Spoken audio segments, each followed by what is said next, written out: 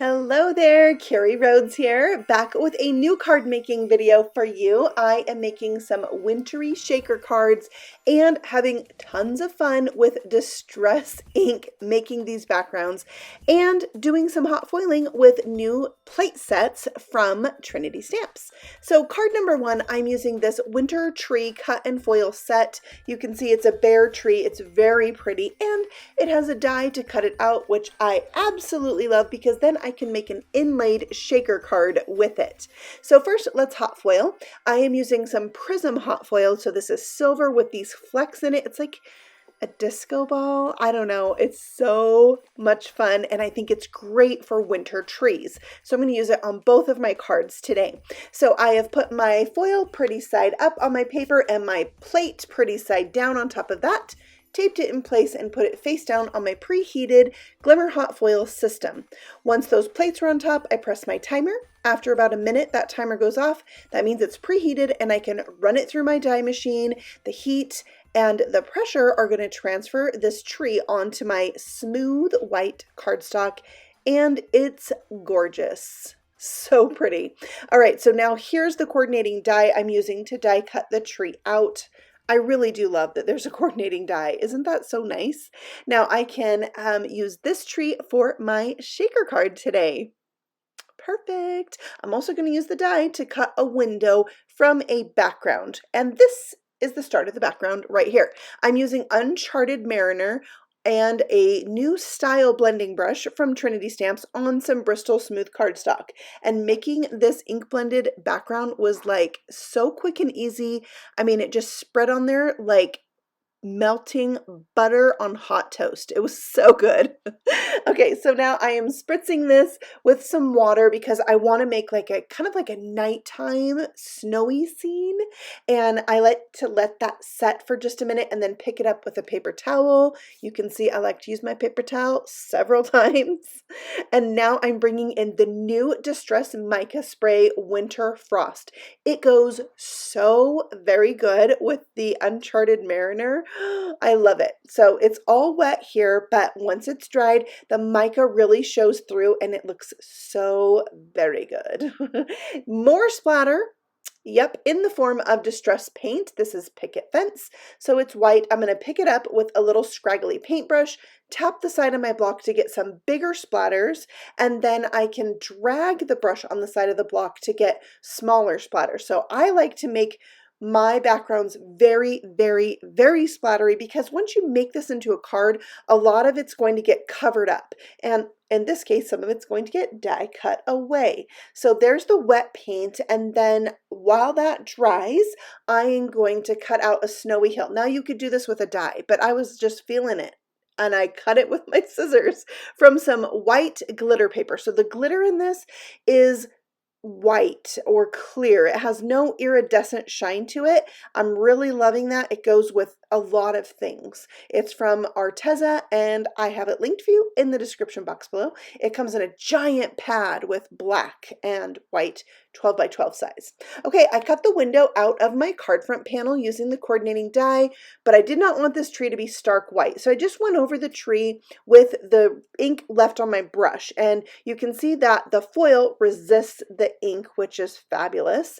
And then I just wanted to darken up the edges so the center of this image was a little bit lighter. And I think it turned out really, really good. Okay, I'm using my card front as a template, so I know exactly where to glue down my tree. This is making it easy for me to line up the front of my shaker with the tree when I put the shaker together versus trying to hot foil the tree on a card front size panel and then trying to line everything up.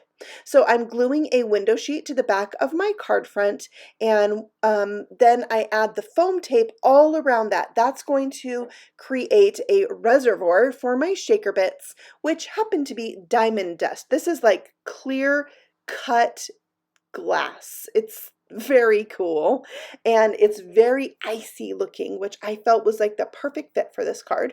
Here I'm adding a second little snowy hill. This is the top part. that I cut away from the first snowy hill, so I didn't have to cut a second one. And I just sandwiched it right on there, and now I have like a little dimensional scene going on. And the shaker elements look so good in there. Okay, for my sentiment, I have the Simply Sentimental Holidays and the Simply Sentimental Happy. You can see the fonts are the same, and I can mix and match these two sets together, which makes me happy. Stamping Happy Holidays in that kind of label style and using VersaFine Onyx black ink. I'm just going to cut these out because it's so easy with 4 straight sides. I don't know, my scissors and I were just like friends today, so I did it. So those are going to be glued on in the upper left corner of my card, putting them right on the edge of my card front panel. And now embellishments. I have some clay snowflakes to add on here. I just chose to use only white, but they do come in a variety pack with some blues in it, but I really wanted the white to pop off of this card. Now I needed something cutesy on my card. It could have been done there, but I brought in the Cozy Christmas Cottage set and stamped out this adorable tiny snowman, colored it up with my Copic markers. Very simple coloring. The only time I used 2 colors was for the black hat and the red scarf, and then I just brought in a little orange for the carrot nose, of course, and then I thought I wanted the shadow to be kind of dark on the snow part of the snowman, so I have BG45. I thought it went really well with my background, and it just, I don't know, I felt like a dark shadow went better for kind of a nighttime sky.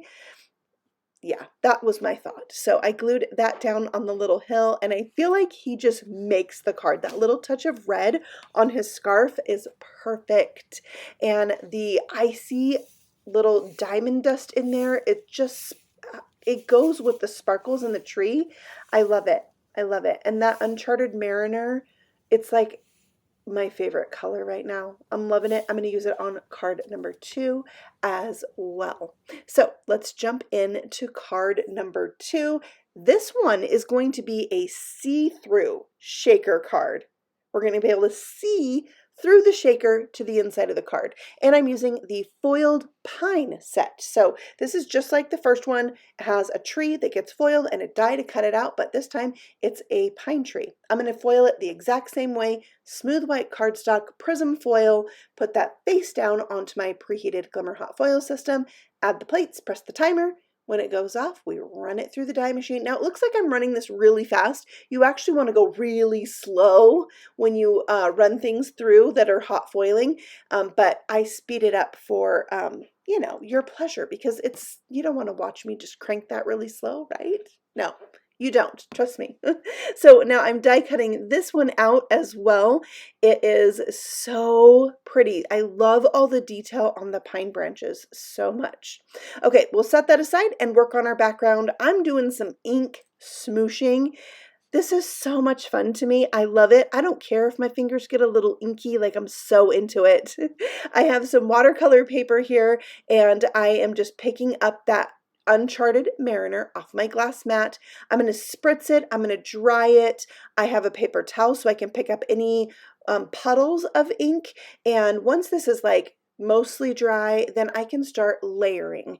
So there's still ink on my mat. I can pick up some more of that, and the layers are just gonna give like more intense areas. I love where like the edge of the ink leaves a little line. I love white space. I'm going to spritz it, and I can pick some of that ink up and get some more lighter areas that are a little splattery. And then it's time for that Winter Frost Distress Mica Spray. So I'm going to ink smoosh with that. Now, at first, you don't really see a lot of the mica when it's just first on your paper, but when it dries, the mica shows up, and it is so amazing. Ink smushing with the mica sprays, oh, it's magical because it reveals itself after it dries. So now I'm doing the same thing, drying, spritzing, picking up with my paper, then going back in and layering on some more. I don't want to waste very much ink on my glass mat, right? No, that's yummy goodness right there. So a second layer of the mica in the Winter Frost, and this one, when it oxidizes, when you spritz it with water, it really leaves like an old kind of rusty looking spot. It's very cool. Okay, time for a new color. I have the Fresh Balsam. It is really cool with these colors. It just gave me the feeling of like you're looking down at a topical view. I don't know what I'm trying to say. An overhead view of like the earth. I love this background so much. I took a picture of this background with my phone, and I've used the picture of this background as like my wallpaper so I can look at it all the time. I just love it. So there I'm adding my second layer and drying, spritzing, dabbing. It's so fun. If you haven't done ink smooshing, I highly recommend it. Make sure you use watercolor paper. It's just gives you a better result because it can accept so much more liquid. So there it is, but now guess what I'm going to do to it? You'll never guess. I'm going to splatter it. So I am using the same distressed mica sprays. I'm just pulling out the nozzle, tapping on it, and it looks super dark. I know, like, but remember that will dry back a lot lighter and the mica shows through as it dries. So it's not as dark and scary as it first appears. So here is what it looks like all wet. And again, I'm going to cut away a lot of this paper. So I'm okay with putting a ton of splatter on there. And there's what it looks like dry. Yeah, this is when I took a picture of it. Loved it so much. Okay, die cutting the tree out of the center. It was a little sad to like cut it, but when I run it through the die cut machine, I put a paper towel on top because even when you think mica is dry, I find it's not quite. So I like to use a paper towel so I don't transfer that mica onto my cutting plate of my die machine, and then it transfers onto something else. So again, I'm using my card front panel as a guide so I can cut a tree opening into my card base. Then this is going to line up perfectly when I create my shaker. Before I do that though, I need to use the card itself as a guide to glue my hot foiled tree onto the inside of the card. So you're going to be able to see the tree from the outside of the card and when it's opened up as well. This is the kind of card you make when you don't have a ton of things to write. Or you're going to write on another piece of paper. You could stick that in the envelope, maybe not inside the card, but yeah.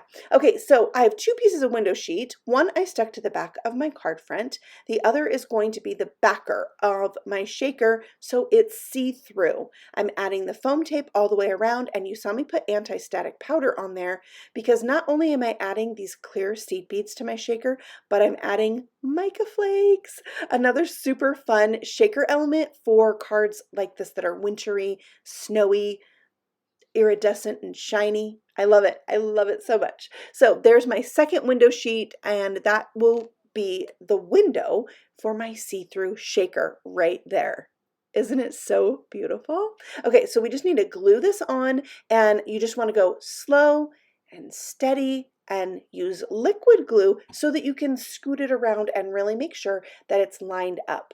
And there it is closed. You can see the tree and it lined up beautifully, all three layers, and just using the, card front as a guide. Now I'm taking some silver twine, wrapping it around my fingers 3 times in a figure 8. I cut off the end of the twine. I'm wrapping it around the center of my figure 8s. Then I can take the end and thread it. There we go. Thread it through the center, wiggle it back and forth to tighten it. And now I have a triple bow, and I think this is going to make the cutest little topper for this tree. So I'm going to stick a glue dot down to hold it in place. And then I just take the knot, press it right down into that glue dot, and it's so beautiful. I love it. I love twine on a card. I don't do it very often, or at least not as much as I used to. Okay, let's add a star to the center of the bow. These are from Trinity Stamps, and I picked a blue one, so it really is matchy-matchy. I like to be matchy-matchy. Do you? Are you a matchy-matchy card maker? I totally am. So I'm going to do something else matchy-matchy in a minute, but I need somewhere for my tree to stand. I don't want it just to be floating in the center of my card. So let's pull out the Snowfall Grip Paste. This has the like clear glitter in it, so it's very shimmery. I mean, it looks like snow, and spreading it on is so much fun. Like, I just want to use this on everything, and I don't care if I use up the whole thing. I will buy me some more. It is so much fun to use, and it's going to dry translucent, so it's not going to look like this when it dries. Okay, so take note of that. I'll show you what it looks like when it's dry though. So here's my more matchy, some green and blue presents from that same Cozy Christmas set. I am going to emboss these with silver and cut them out by hand because I don't want to leave an edge. I want them to be cut right up against that embossed line like that. And now I can tuck these in around my tree and in that grit paste so that it looks like the trees are just nestled, or the presents are nestled right under that tree. And I think the grit paste just helps hold it there and makes it look really realistic. So there's my 3 little presents, and the Snowfall grit paste not quite dry, so we're going to leave that and stamp our sentiment. I am going to ink it up with some of that Uncharted Mariner ink, and I'm using the Happy Holidays tiny again that look like they're typed from a typewriter. Very cute. And I'm going to create a little banner. So this is really thin. So I'm using my quick trimmer, which is actually what I also use to cut my hot foil. There's a blade for foil and a blade for paper. I didn't show using it for my foil today, but you use it the same exact way. You just don't need temporary adhesive on the back to hold it down. So next I'm cutting the end so it has a little flag on it. Just snip up the middle and then snip from the corner of the paper to the top of the snip on both sides. Now, it doesn't have to be perfect. That's what dies are for. If you prefer, you could use a die than the method I just showed you. So next, I am curling that with a crease tool and making it so it's wavy. Then I can stick a glue dot at the top and the bottom to maintain that wave. And I'm just going to tuck it there under the star and press down on both ends. And there's my little wavy banner to finish up this see-through shaker card. There you can see the snow is mostly, it's like 95% dry at that point. And I think it is so gorgeous. I love the melty look that it creates. If you wanted it to be less see-through, the grit paste, add a second layer once it's dry.